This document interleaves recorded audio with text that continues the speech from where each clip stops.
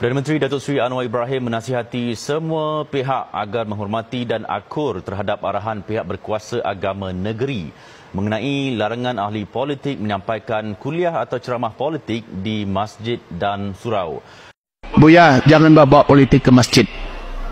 Masjid ini suci, Buya. Politik ini kotor. Saya bertanya kepada Anda, sejak kapan Anda ingin memisahkan agama dari politik? Sejak mulai Anda memisahkan, sejak itu Anda menjadi sekuler. Dan sekuler bahasa Arabnya almani. Hukum almani dalam akidah Ahlus Sunnah wal Jamaah adalah orang ini murtad keluar dari Islam. Siapa yang ingin mencoba-coba memisahkan antara Islam dengan muamalat, ya, pendidikan, politik, kesehatan, ekonomi, budaya, media, siapa yang ingin memisahkan ini? Bahwa agama hanya sebatas masjid, yaitu sholat, puasa, zakat, baca Quran, zikir, sedekah, umrah, haji dan sebagainya. Hanya itu yang agama. Tapi urusan politik bukan urusan agama.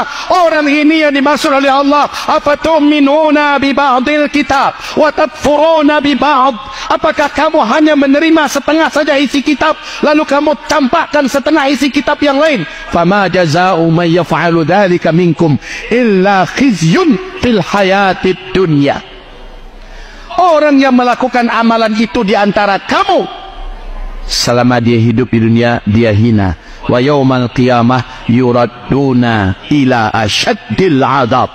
Orang yang menerima agama hanya setengah, lalu mencampakkan setengah lainnya, mereka ketika matinya su'ul khatimah dan menunggunya azab yang sangat pedih. Di masjid dibedah oleh Rasulullah siapa yang akan memimpin. Di masjid, Pak.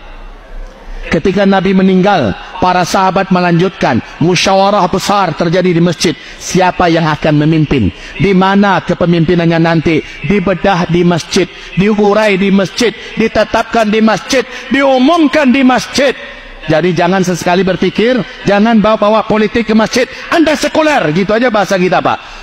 Sementara Islam itu ajaran kafah, ajaran yang sangat komprehensif, universal.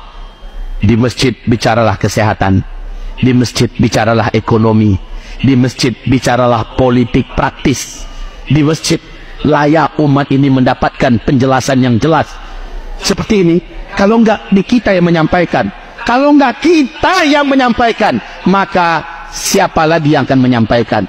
Kalau bukan di masjid tempatnya, maka di mana lagi?